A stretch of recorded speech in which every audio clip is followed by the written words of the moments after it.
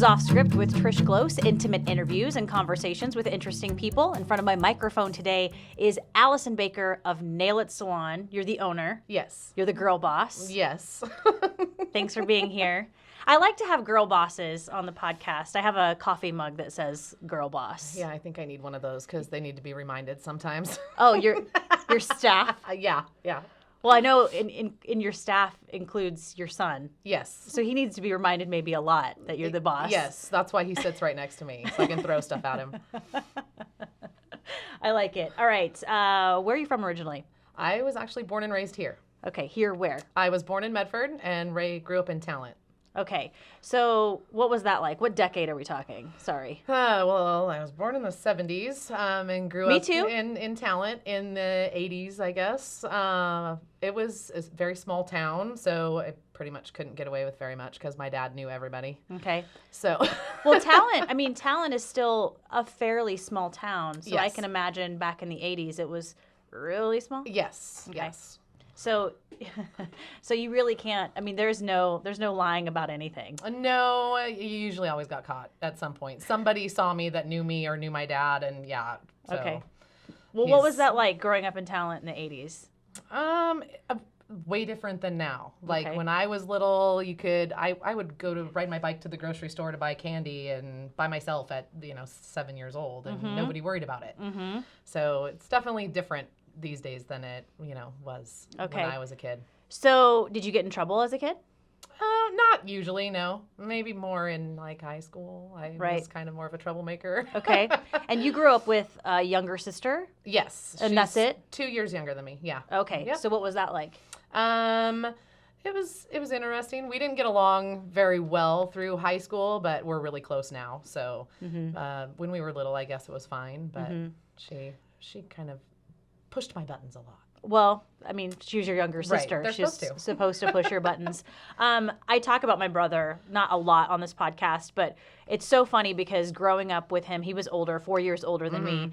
And I mean, we got along, but we didn't get along. But I feel like I give him a lot of crap on here. Like he would just beat me up and make fun of me. But Right. I'm just going to state for the record, he's awesome. Like, he's an awesome human being. And we get along great now. And I think Right. that's it. Like it always interests me when people are like, yeah, I got along great with my older brother. I'm Yeah. like, seriously? Well, like when we were little, my sister, I hated getting dirty. I hated any of that stuff. So she would always like chase me around with worms and stuff. She was really kind of mean.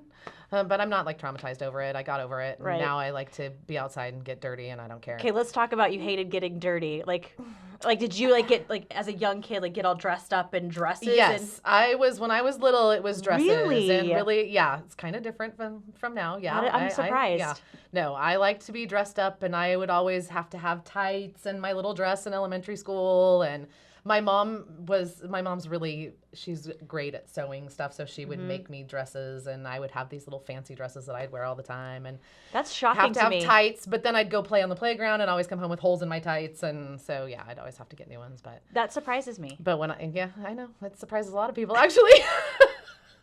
Because you're very, very different now. Oh, yeah. Yeah.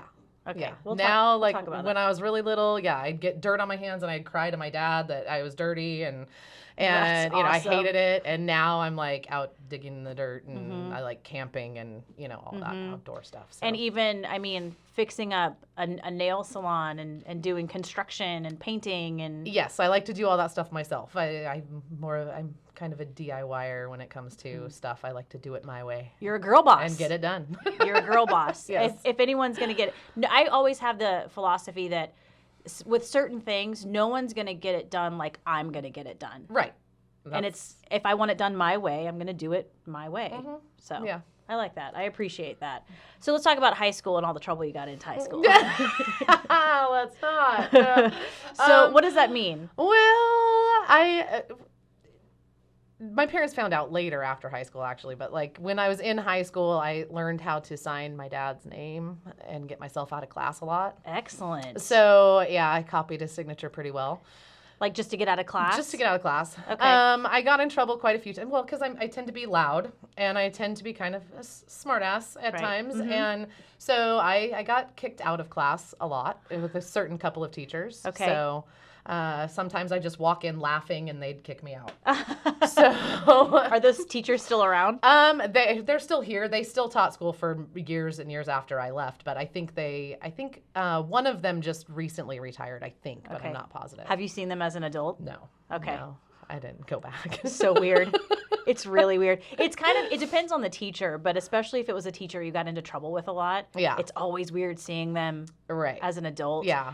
The teachers that you loved, that's a different story. Right. Because they're happy for your success. And Right. they're Well, like, when I had Jarrett and he started elementary school, he went to the same elementary school that I did. Mm-hmm. And so I go to the first back to school barbecue and here's all of my like 1st through 6th grade teachers that are still teaching there. Mm-hmm. And now I'm there with my son. So it was actually really cool, but Right. weird kind of all at the same time. oh yeah, very weird. Yeah. So you just skipped class a lot? I skipped a lot. Mm-hmm. I kind of smarted off a lot. Yeah, but I never got I did okay grade wise. Sometimes I struggled mainly just because I would have issues with the teachers, so I just Right. wouldn't do my stuff. Right. And so where did you go to high school? Phoenix High School. Phoenix High School. And so, and I mean, you tell me the story about high school because I've heard bits and pieces of your high school career, but I mean, how did that go ultimately? Oh, fine. I graduated. Mm-hmm. It was down to the wire there, just mainly because I didn't do my English stuff. So Right. I went into the very end of senior year, my English class. I might have been failing at that point and going into the final, and I was pretty nervous. And I took the final, and apparently I passed it with enough to graduate with like a couple points above failing. Mm-hmm. So I don't know if I truly passed or if she just wanted to get me out of there because she didn't want me back. I don't know. I don't want to deal with this I don't Allison want her kid. back. Get her out of here. Okay. So I don't know really. What but- came after high school? Well, I actually planned on doing something completely different with my life. My original plan was to join the Coast Guard. And Really? Yes. So I wanted to join the Coast Guard and work kind of into law enforcement and like eventually maybe work for the DEA or the FBI. But then, to my surprise, I ended up pregnant. How old were you when you got pregnant? I was 17. 17. Yes, I was Dang. a month out of high school when I got pregnant. So Wow. yeah. So- and I turned 18 a month later. So. There is this, and I think there's still this sort of, I don't even know what the word is, but teenage moms. Everybody tends to think like your life is over Right. when you get pregnant at 16, 17, 18, 19. Right. And that's kind of the attitude I got at first from a lot of people was like, you're ruining your life. You shouldn't do this. What are you going to do? Blah, blah, blah. And to me, it wasn't really a choice. It was, I'm having a baby, you Right. know, and so my plans are going to change. Because it wasn't a planned pregnancy. Oh, no, not at all. Not at all. It was definitely not planned. I think that is a no. Yeah. Not planned. No. So- Neither one of them were planned actually, but I wouldn't give them back for nothing. So. Okay, so again, you had these plans to go into the Coast Guard with this ultimate goal of, becoming something in the FBI. Right. So you're pregnant, and now what? Well, obviously that's out for me. That to me that wasn't an option anymore. Was it out like it's out right now, or it's out forever? At that point, I think it was just out forever because I couldn't see myself raising a child and essentially putting my life on the line all the time and not knowing what Mm-hmm. I didn't want to, I think it was just ultimately, well, plans are different. Like that's not going to happen for me. Okay. So you have this baby. You're 18 years old, and you have this baby. Is Dad in the picture? Yes. Okay.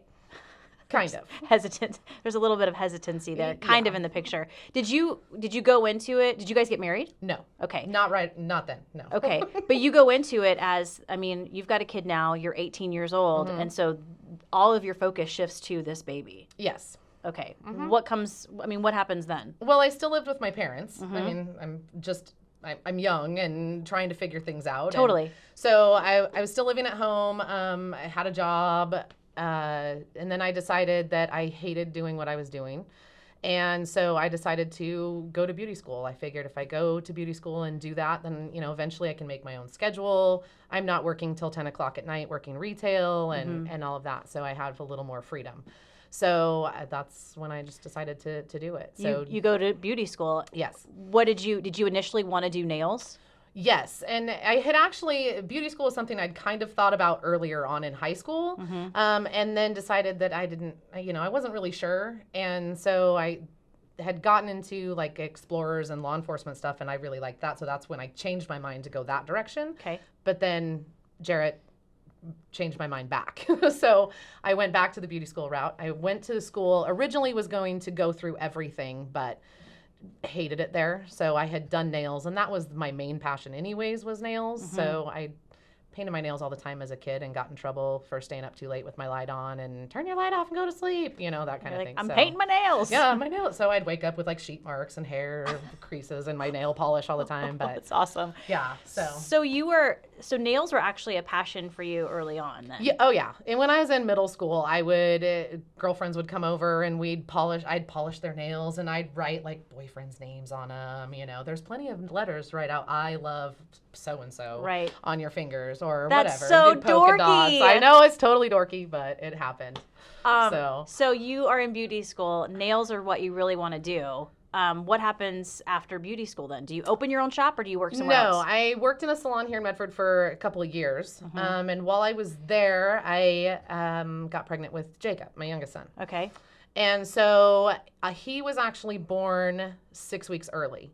And so when I had him, I was actually in the hospital for a week and then had him 6 weeks early and decided that I was going to take more than a month off because I wanted to spend some time with him. And in that time I was spending off, there was a woman that had a small salon in Talent, and it was just tanning beds. And she wanted to put a nail tech or something in there with her. Okay. She offered me like a lease deal that I couldn't turn down, and so I started leasing a station from her and just went to work from there because I could take the baby to work with me, and she would take care of him because all she did was answer the phone and clean tanning beds. So she liked being able to take care of him while I worked on clients, and it worked out perfectly. 6 weeks early. Were there complications? I kind of had issues with both of them a little bit. Not as bad with the first one, but with Jacob, yeah. He was, I went into labor 7 weeks early. They kept me on bed rest for a week, but his heart rate kept dropping drastically when I would have contractions. So they finally decided it was time to just let him come out. Okay. So he spent a couple weeks in the NICU after he was born. He was only 4.5 pounds. So he was super tiny. So, and they never could figure out why he was doing it. They did all kinds of tests, couldn't figure it out. Only explanation they could give was maybe he was squeezing the umbilical cord, and when he'd get lightheaded, he'd let go, which makes sense because he's still kind of a daredevil. So interesting. Yeah. That's really interesting. Yeah. Or maybe he was just like, I need out of here. Right? Maybe. I don't know. He was ready to face the world. Yeah. So I had a little trouble with Jarrett, so we were monitoring that, and then when I had Jacob, that was it. We originally had planned on possibly having a third one, but with the complications of both, I was happy with 2 healthy boys, so we stopped there. So when did you decide to open up your own salon? Well, in Talent, actually, I worked there leasing a station from her for a couple years, and then she decided that she didn't want it anymore. So she sold me the business, and I kind of took it over there. So I started off, it was me, and I put in a couple of hair stations, kept the tanning beds, and brought in another nail tech. Okay. And did that there for a while. And then my relationship with the kids' dad, our marriage was falling apart. And I decided, because the kids were young, I was going to sell it. And I started working out of my house. So I had a little camp trailer modified to my salon outside of my back door. So that way when the kids came home from school, I was there. Awesome. And it worked out great. And I did that for quite a few years. Okay. And so you really did have your own salon? Yeah. Essentially. Yeah. For a long time, it was just me in the trailer outside of my house. And, I figure they have taco trucks. The nail trucks. Taco trucks. Why not have a nail truck? Absolutely. So I had a little trailer set up, and it was great. I agree. So when did you decide to bite the bullet and open up a shop? Like legit business, storefront, all of it. Well, I moved out of that house and I went to work in a salon, leasing a space from somebody that with another nail tech that I was kind of training at the time, and we didn't really work out very well. So I left, went to another salon. Okay. Worked there for 6 months and had a lot of issues there too, and decided, you know what, I'm not good working for somebody. But at least you recognize it. Right? So we left there and we went to another salon. We were actually asked to leave there because I stood up for us. me and Nikki, because we went from one salon to that one and then to another one. And that salon was decided to close. There were too many issues, and I couldn't handle hairdressers getting in fist fights in front of the salon anymore, and I decided I was done. So wait, Nikki is your BFF? Yes. And what do you mean stood up for you guys? Well, the owner of the salon she would make deals with us and then go behind our back and give them to somebody else and not honor the arrangement that she made with us. And I just had enough, so I stood up for us, and she terminated our lease right before Thanksgiving. So, oh, that's nice. So yeah, you strike me as the kind that you don't take a lot of BS from anyone. No, not really. But you also stick up for yourself when something's not fair. Right. And so was it kind of that situation with these salons? You know, you're there for short periods of time. Was it sort of like it's not you, it's me, or maybe vice versa? A lot of it was a little bit of both. Like the one where she asked us to leave, like I was totally fine leaving. I was over it at that point. And just working in that dynamic and certain personalities, when you get so many different personalities, it makes it really hard. Yeah. 'Cause you're in tight quarters. And, you know, we left there and we went into another salon where there were some hairstylists. There was some back and forth between one of the hairstylists didn't like Nikki for some reason. And there was just some bullying that kind of went on within the salon. So it's sad that it goes on as adults too. It's not just a kid thing. I mean, bullying is everywhere. But I've kind of had enough of that too. Do you think it's a girl thing too? In my experience, yes. I think it's harder for me to get along with women than it is, I mean, for me to get along with men. Some of my best friends are men. But even growing up, my best friends were not girls. Yeah. You know? Well, no, I think that's interesting because there's a newsroom full of women here, and we have some dudes, obviously, but we all get along for the most part really well. And there's this sense of like girl power when it's a bunch of females in the newsroom on let's say a Thursday. And we kind of joke, we're like, oh, we're going to get a lot of stuff done because there's just a bunch of girls working today. Yeah. Because we're super hardworking and ambitious. But I also find it too, like in a salon type of scenario, I get my hair done. So I hear in different salons about different problems that women sometimes have a really hard time getting along. Yeah. And it's true, because there were those other salons we worked in, the problems weren't with the men hairstylists that were there, it was with the women. So the problems that Nikki and I had with other people, or separate problems that didn't include us, but problems within the salon, were all women to women issues. Right. Whether it was a competition thing or I don't even know in most cases, because I tried to stay out of it as much as possible. Yeah. Well, and you look at the atmosphere in the country today when it comes to women, especially. Like now is the time really we should be supporting each other. Right. Doesn't necessarily mean we all have to get along. Because it's not going to happen. No, it's not. I mean, luckily right now I've got a really good group that I work with that we all get along really well, and we have very little issues, and we don't have a lot of drama, and we're not pulling each other's hair. But we get along really well, and it's nice to keep that small little group. For sure. And I can probably count on one hand maybe the females that have been in my life that I just didn't get along with. But I've gotten to the point now as an adult where I don't want to talk behind their back. I just want them to be on their own path and be happy. Yeah.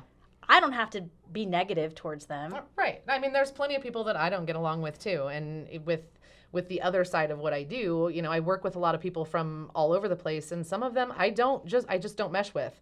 But as an adult, you push through that and you work with them and you're civil to them when you have to be. And outside of that, I just don't associate with them. Okay. So I know we were talking about getting your own salon, but let's talk about that. Because how did you get into nail education?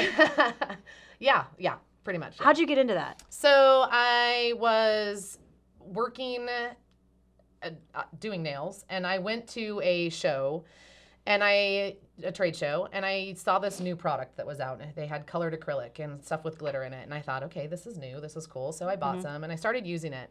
And about a year later, there was an ad in one of the trade magazines about this particular company was looking for educators. And so I applied, and I flew back to Kansas City, and I went through like a 5-day nail boot camp, learned about the product, learned how to teach it. take a test and all this stuff and passed it, and it just kind of grew from there. So that was 5 years into my career. So I've been doing that for about 17 years. And you are educating, so it's with a specific brand. Yes. And you have been educating other nail techs on how to use it. How to use that brand. I also do some that's not brand specific. Okay. So, I mean, if they're dead set on a certain brand that they love, like I teach a lot of structure, like how to properly structure a nail. Because there's a lot more to it than just polishing a finger nail. I mean, there's a lot more to it. So, well, I'm just going to say right now, and I'm going to ask you to send me some pictures of some of the things that you've done that you're really proud of, because I'm going to kind of show them. I'll edit them in this section. You're really, really good. Thanks. No, you really, really, really are good. And I tell this story a lot. Like, yeah, my nail chick, like she travels all over the world. Like with this education, you go everywhere. Yeah. I've been to, I think, 26 different countries, and some of them 7 or 8 times, teaching and working at different trade shows and events, teaching different techniques and products. And when the company launches new products, then I go and promote them, that kind of thing. So as best as you can, where have you been? Oh my gosh. I've been to, my very first overseas trip was to Japan. I've been to Hong Kong, Korea, mainland China, South Africa, which is amazing, Australia.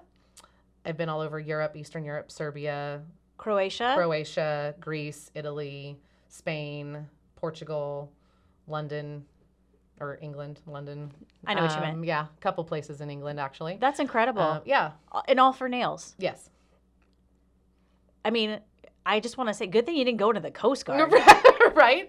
Yes, I've done things, I've been able or had the opportunity to do things doing nails that I never in a million years would have imagined. Right. So you actually have a map in your salon that kind of pinpoints everywhere that you've been. And a lot of this is, you said, in China, and because that's, I mean, nails are pretty big. Yeah. Nail art is pretty big. Right. I haven't actually been to Asia in quite a while, but I used to go a couple times a year. I'd fly to Asia and work in either Japan or Hong Kong. Were the 2 main ones that I've been to the most. Right. And then just a few years ago, you got into competitions. Yeah. It was about 7 years ago. And actually that first show that I went to that got me associated with the company that I'm now working with, I was actually there for a competition. So the first time I ever competed, I was actually still a student in beauty school. Wow. How'd you do? Terrible. But we won't mention that. But I went into it because I didn't feel like I was getting the feedback that I wanted from the teachers at the school. Oh, okay. And so there was this little competition in Reno, and so I went down there. My aunt and uncle lived there at the time too, so I went down there. I think my dad took me. And I competed as in the professional category because of the style of nail that they were doing. And that was the style of nail I wanted to focus on. And I just wanted some honest feedback from judges. And I placed last, and my nails looked terrible compared to everybody else in that category. And one lady kind of like, well, why did you compete in this one? Like, these are terrible and blah, blah, blah. But that was why. I wanted honest feedback, not, oh yeah, looks good, sign your paper. Right. So, and I got that, and that helped me improve a ton. That experience did. Right, because you strike me as the kind of person that good isn't good enough. You want to be the best. Right. You want them to be perfect. Yeah, and I still, like, I learn stuff all the time. So, I mean, I have numerous trophies and from competitions, and I still don't think I'm where I could be. I can always get better. You have lots of trophies. I do have lots of trophies. Yeah. So talk to me then about all these competitions. I mean, they're insane as far as the themes go. You're creating, it's legit nail art. Yes. Yeah. Some of them. You know, a lot of the competitions. So I started competing. I competed a little bit here and there way back. And then about 7 or 8 years ago, I got approached to be a part of a team in England, in London, for a competition they were doing there. And they wanted me to do it, and I kind of turned it down. I said, I haven't competed in a long time. I don't know that I want to do it. They kind of made me. Okay. So I went into it thinking, oh God. And I ended up doing a lot better than I thought. I didn't bring home any medals or trophies that time. My team actually won the team trophy. But individually, I didn't do as well but I still did better than I thought I would. Okay. Which surprised me. But then I started doing a lot of competitions throughout a circuit we have here in the U.S. called the Nail Pro competitions. And so I started competing in those. And a lot of them are on structure and traditional pink and white and French. And then they would come up with all these different design categories. So I was kind of hesitant to do them for a little while and then decided, okay, I'm just going to jump in and I'm going to do it all. So fantasy nail art actually became one of my favorite ones to do. And it's super elaborate. It's not wearable art. It's just to show what you can do with nail products. It's crazy. So yeah, so I've made some very large sculptures out of acrylic, but that seem large, but they're still small because they have to fit on a fingernail. Somebody has to actually wear them for judging. You're an artist. So in a sense, yeah. I mean, you really are. Yeah. I mean, did you ever think that that's what you would be doing is nail art? No. And I think when people see actually your creations, they would agree with me. You are a true artist when it comes to this stuff. You're taking these products and sculpting them into something. Yeah. You know, just like someone who makes fancy cakes. Right. And I get asked all the time, well, did you do art in school? Were you artistic before this? And no. Like, I can't draw on paper. It's a real struggle for me to draw. Like, my kids would ask me to draw a horse, and it didn't look like a horse. But I can draw a mean stick figure. But, like, art classes in school, I never did. I did the required one, but it's like I did enough to get by. Interesting. So it never was something that really interested me. It's different when you're working on such a tiny scale, because when you're working on a fingernail, it's a series of little tiny dots and lines that you put together to form something. When you're working on like a big canvas, there's a lot more swooping motions and all this other stuff involved. And, you know, the more intricate the nail art gets, there is a lot of that too, but it's just a different way to see it. And so I like it. What have you won with the nail art? I mean, you've won some significant. I've won a lot of, I placed in a lot of nail art categories and a lot of the sculpting categories as well, like traditional just nail sculpting.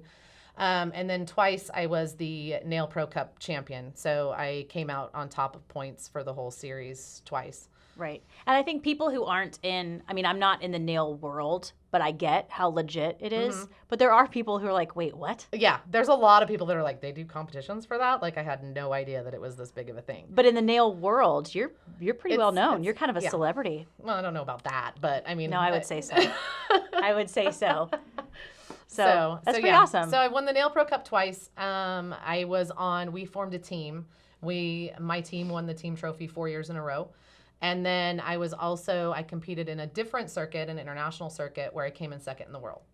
Wow. So that was cool. That was only in 3 places, but it was the same type of thing where your points compiled. And then, it came down to the wire in London at a competition. It was between me and another nail tech. And I didn't know that. That's amazing. It was pretty amazing. So we competed in the U.S. and in Australia and then again in London. And that circuit is growing. So they just had those 3. And it was the first time they were doing this Global Tech Award. And it came down to me and a woman named Madeline, and she's amazing. And Madeline, I was ahead of her in points going into London, but she turned out this one set of nails that just blew everybody away. It was amazing, and she deserved to win. You know, it was great. Awesome. And she's an awesome person. So it was well deserved by her, and that's so there's cool. No like ill feelings there. So right, that's really cool. But yeah, you're definitely well known in this nail world. Are you going to keep going? Keep competing? No, taking a break from competing. I actually got into judging a little bit this year. So I think being behind the curtain is a little different. Last year, I actually didn't compete last year either through the circuit, and I was a model for the team, and that was. Got to hand it to the people that volunteer to be nail models, because that sucks. Does it? What? How so? It sucks.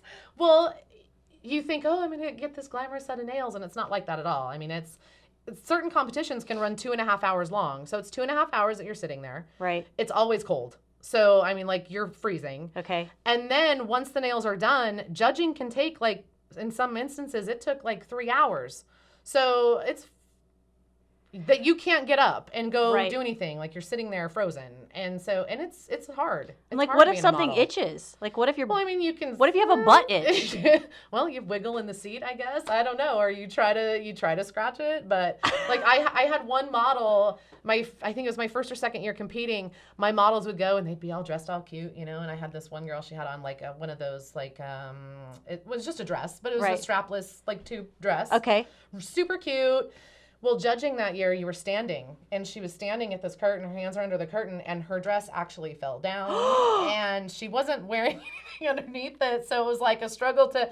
There's floor judges, so I had to get the floor judges' attention to go help her and pull her dress back up. Pull her dress back up. I mean, things happen, but there was a model at one competition, wasn't one of mine, but in fantasy nail art, you can't touch anything. Like, you've got these sculptures on your nails that are huge, and half the time you can't move your hand because you're afraid you're going to break the piece that you're wearing. Sure. This girl actually fainted because you're in costume, so the models are in costume, and the nails are heavy, and it was a long time, and she actually fainted and wearing it. But so I mean, it's you got to hand it to the models that are willing to put themselves through that. So some scandal behind the scenes at the nail competition. Right? Yeah. I like it. There's always drama, but we're gonna get to the final three. But first, you do have a salon in Medford. You just recently moved. Yes, we were downtown for 9 years, I believe. Wow. And then I moved into a building right out across from Jasper's. Okay. So we love it out there. We've got windows, and it's bright, and there's parking, and and there's 4 nail techs. We've got 4 nail techs, and then including me, and then I've got a lash and waxing tech too that does lash extensions and waxing. Awesome. All right, nail it, and that's on that's South Pacific Highway, North Pacific Highway. That's right. All right. So, are you taking clients? Yes. Okay. We all are. Yes. All are taking clients. I know we may get some questions, so I just want to throw that out there. All right, Allison Baker, let's move on to the final 3. Best advice you've ever been given? Oh, that's a tough one. Maybe don't wear a skirt to a pedicure appointment. Okay. I had to do it. Okay. All right. let's just hold the phone for a second. I forgot. So Allison is actually my nail tech person, and I forgot I had a pedicure that day, and I accidentally wore a dress. And luckily, I love you, and you're great, and you were like, "It's fine." There was the one time that you wore the dress, and your appointment was actually with my son. Oh yeah, whoops. I forgot. It was one of those times I was out of town teaching, and yes. And so, it was a last minute change, and then I was like, oh, I forgot, and then I didn't have time to run home and change, and well, you're not the only one. Okay, thank goodness. And it happens to him more than anybody, where people will forget and wear a skirt to a pedicure appointment. So it's kind of funny, but no. It's not funny if you're in the chair and you forgot and you're wearing a skirt. It's funny to everybody else in the building, especially when it's Jarrett, because we all sit there and like. Yeah, giggle. Yeah, right. It's kind of funny. But okay, seriously. Okay, so seriously, I've probably been given a lot of really good advice over the years, but I'm, like we said earlier, I'm one of those that just I'm going to do it my own way regardless. So chances are I probably didn't listen to that advice, and I probably did it my own way, and if I realize later that I should have probably taken their advice, I'll never admit it. Okay. So well, maybe your best advice is just listen to your gut. Right. Yeah. So far things have been okay doing it that way. Okay. I like it. If you ever left this place, Southern Oregon, what would bring you back? What would you miss the most? Well, obviously, because I was raised here, like my family's all here. So that would probably be the biggest thing that would bring me back is my family, especially if my kids decided to have kids at some point. Mm-hmm. But one thing I would really miss is the variety of things that are so accessible here. So, like, I've been to different places around the country, and you walk outside, and everything's flat. Mm-hmm. You know, and I'm just like, gosh, they don't have trees, they don't have mountains, like, it's just boring here. And that's one thing that I think I would really miss is just the scenery. Like, you can go anywhere around here in an hour drive and see some amazing sights. I so agree. Like, I know we can't see the ocean, but I know it's close. Right. It's so close. So you can totally do the ocean in a day, you know, go there and back. And I've done it multiple times, and, I love the coast and even the mountains and up the area by Crater Lake and Union Creek. I mean, that's stuff you don't get most places. No, so you can escape. Yeah. I like it. If you were ever given a final meal and a final drink, what would that look like? Okay, so locally, I'd probably have to say some good pepperoni pizza from Angelo's. Okay. And a Dutch Bros blended double torture. Really? Yep. Because you are a caffeine-aholic. I am a caffeine-aholic. And a lot of people would probably go to some alcohol drink or wine, but I'm not a big drinker. I Just coffee. I can drink coffee all day long. You need that T-shirt that says "I love coffee" and maybe 3 people. Yeah, that's probably pretty true, actually. I've seen another one that like nail techs are fueled on glitter and coffee. I don't know, so I'm pretty sure that's a pretty accurate statement too. I like it. If it was something from anywhere in the world, I would have to say tzatziki dip from Greece, and then some good bread and a cappuccino. Well, I'm gonna say this: you have told me stories about eating around the world, and you're not afraid to try anything. Oh no, I'll try anything once. Yeah. Well, except dog. They tried to get me to eat dog in Korea, and I couldn't do it. Well, thank you for that. What was something that you had something, I want to say in Japan, that you were like, it looked disgusting, but it was actually really good? It was Korea, I think. It was moving octopus legs. They were moving. They were moving. Did they move in your mouth? Yeah. Till I chomped them up enough. But yeah, I actually recorded it and sent it. I think I posted it on Facebook. It was a long time ago, but everybody was thoroughly grossed out. But they had like just chopped the legs off of very young octopi and put them on the plate. And they got to the table, and I had to do a second look because they're moving. They're moving. Yeah, I picked one up, popped it in my mouth, chewed it up. It was delicious. I mean, freshest octopus you're ever gonna have, but it was. That's pretty great. fresh. Yeah. That's real fresh. Oh yeah. I don't think you get much fresher. All right, Allison Baker, you're funny. If you're listening to this podcast on iTunes and you like it, please subscribe, rate, and review. It helps other people find us. We're also on Google Play. You can check out the video portion of this podcast at ktvl.com. Just click on features and then off script. Once again, Allison Baker from Nail It Salon in Medford. Thanks for being here. Thanks for having me.